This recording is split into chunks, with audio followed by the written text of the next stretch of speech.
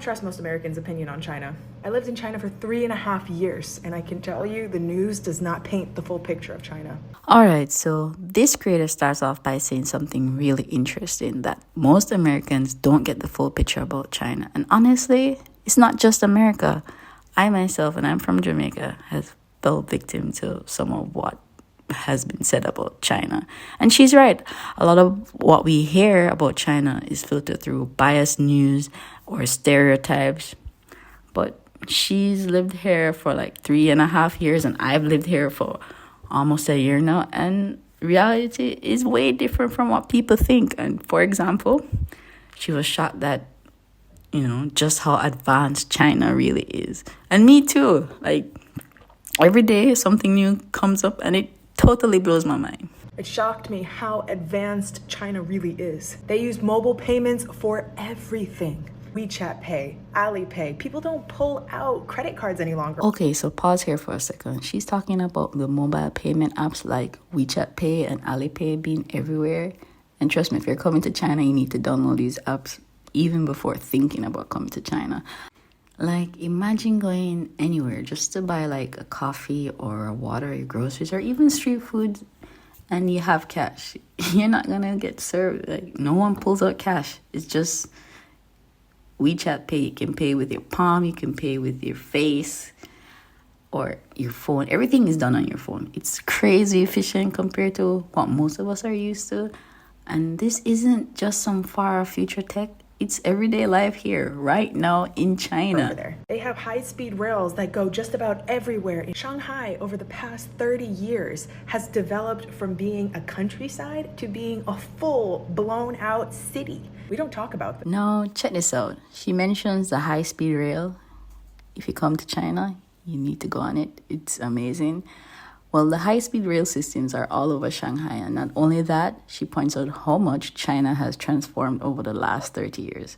Cities like Shanghai went from rural areas to massive modern hubs, and yet this kind of progress doesn't get talked about enough outside of China. Like, people like to focus on other stuff instead, missing the bigger picture. We just always zoom in on the negative and disregard all the positives. Also, Americans don't understand how complex China's history is.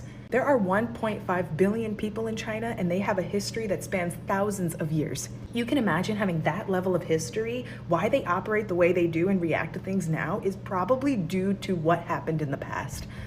For example, so many Americans ask me, why is China so strict on drugs? We're not like that in the US. Well, China had the first and second opium wars, where Westerners brought opium and it completely trashed their economy. So looking at this history, we can see why China has such a strong stance on having drugs in the country. They don't want an inefficient population. This next part hits hard. She says that Americans don't understand how deep China's history goes. Like, think about it. 1.5 billion people with thousands of years of history shaping who they are today.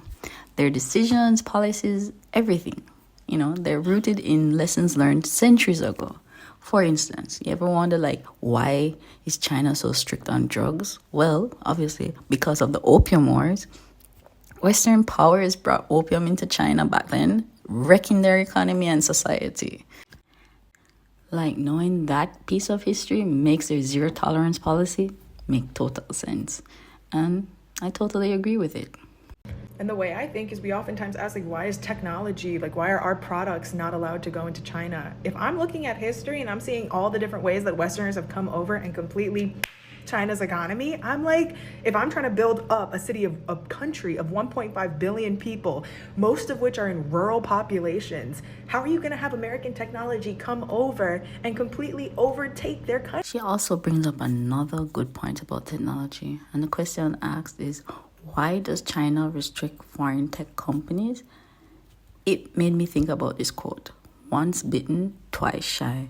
And if you look, it all leads back to the history again.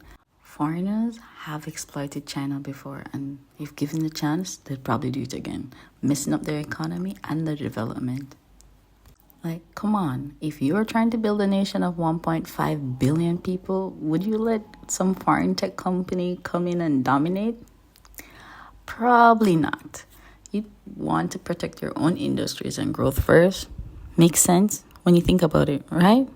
My whole thing is when we look at China, we have to understand the full picture. It can't be a comparative game with what does the US do and oh, China should do the same thing. We are very different countries. We have very different histories, and we have to understand that when we go to make a perspective, which is why. And finally, she wraps it up with a key takeaway. Comparing the US and China doesn't really work. They're two completely different countries with unique histories and challenges. And what works for one won't necessarily work for the other. And to truly understand China, we need to stop forcing our perspective onto them and start seeing things from their point of view. Honestly, that's such an important reminder for anyone talking about international relations. Anyways, I hope you enjoyed this video. Leave a subscribe if you did, or a like, and I'll see you in the next one. 我们今生注定是沧桑。